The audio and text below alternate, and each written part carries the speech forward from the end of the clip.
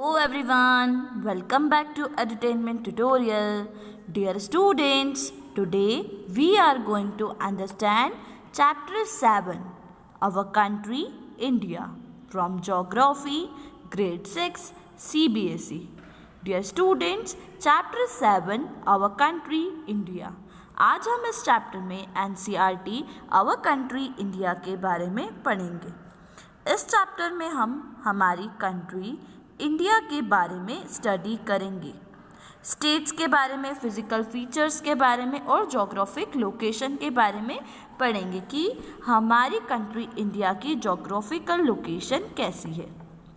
India is a country of vast geographical expanse. In the north, it is bound by the lofty Himalayas, the Arabian Sea in the west, the Bay of Bengal in the east, and the Indian Ocean in the south. Wash the shores of the Indian Peninsula. Dear students, India के बारे में बताया जाता है कि India एक बहुत ही बड़ी कंट्री है जिसके नॉर्थ में हिमालयास, एक साइड अरेबियन सी, एक साइड बे ऑफ बंगाल और एक साइड इंडियन ओशियन.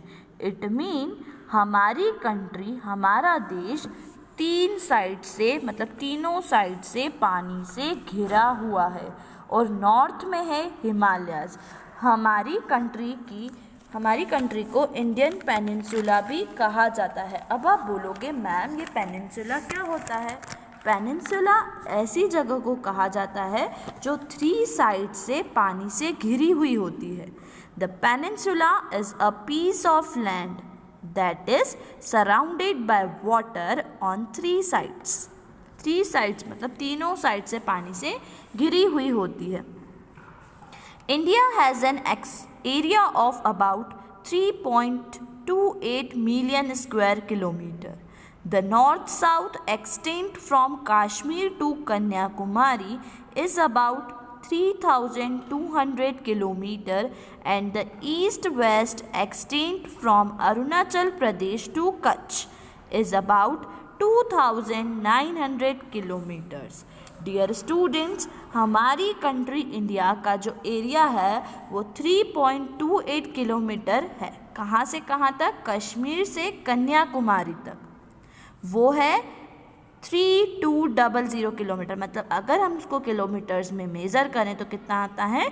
3200 किलोमीटर. और ईस्ट से waste, it mean Arunachal Pradesh से कच्छ तक का जो एरिया है वो कितना किलोमीटर है? 2900 kilometre.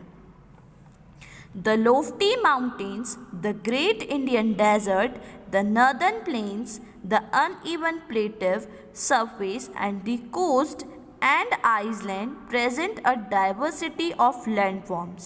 There is a great variety in the climate, vegetation, wildlife as well as in the language and culture. In this diversity we find unity that is reflected in traditions that bind us one nation. India has a population of more than 120 crores since the year 2011.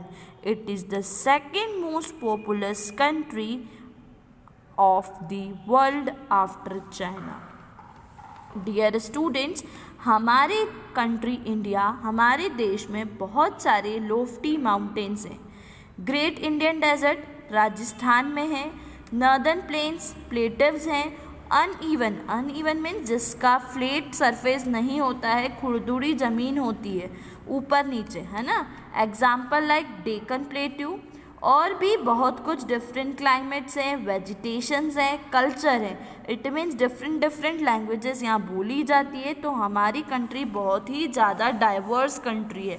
हमने diversity chapter civics में ये study किया था. And dear students, you know हमारी country की population since the year 2011 कितनी है? 120 करोड़. कितनी है? 120 crore. And it is the second most populous country. Second most population country है ये आफ्टर दी चाइना. पहली कौन सी है? चाइना. और सेकेंड कौन सी है? India.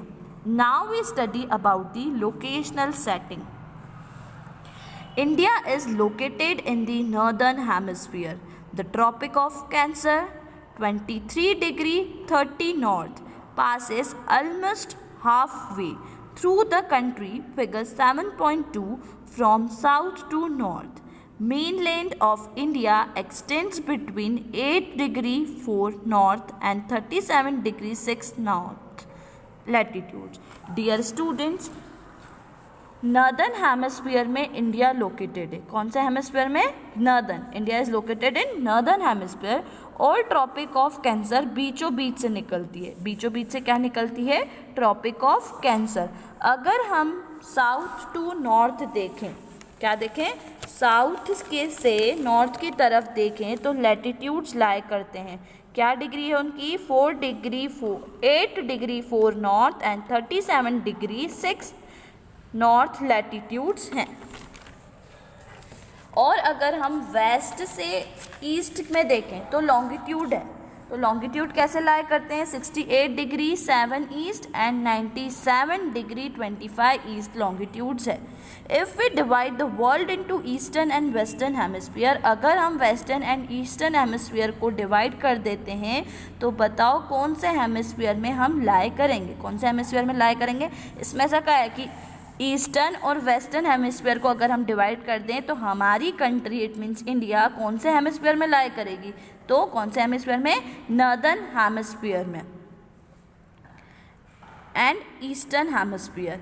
Do you know large countries which stretch extensively from east to west do not have a single standard time for the whole country.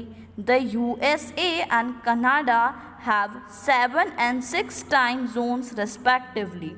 Do you remember how many time zones are there in Russia?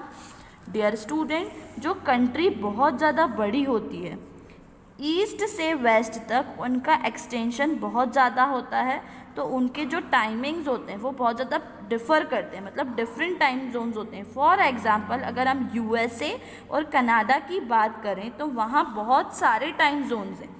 USA में 7 time zones हैं और Canada में जो है 6 time zones हैं.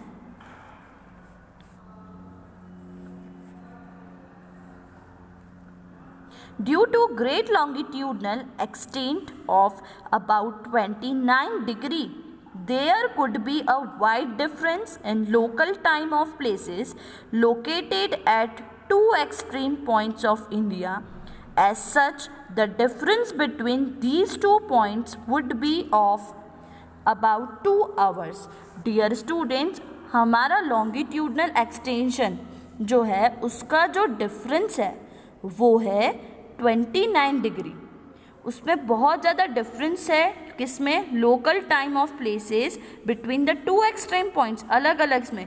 ये जो difference है ये बहुत ज़्यादा वाइड है दोनों पॉइंट्स में. ये जो दोनों के बीच डिफरेंस है वो अबाउट 2 आवर्स मतलब 2 घंटे का है. As you learn earlier, local time changes by 4 minutes.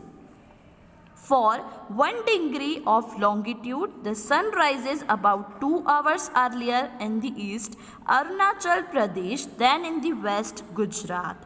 You have already read earlier why the local time of longitude of 82 degree 30 east has been taken as the Indian Standard Time.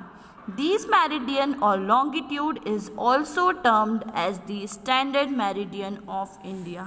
Dear students, अगर देखा जाए तो degree of longitude कितना show हो रहा है इसमें local timing के लिए? 82 डिग्री 30 ईस्ट, जिसे हम इंडियन स्टैंडर्ड टाइम कहते हैं. अरुणाचल प्रदेश में जो सूरज होता है वो 2 आवर्स पहले ईस्ट में राइज हो जाता है, मतलब उग जाता है.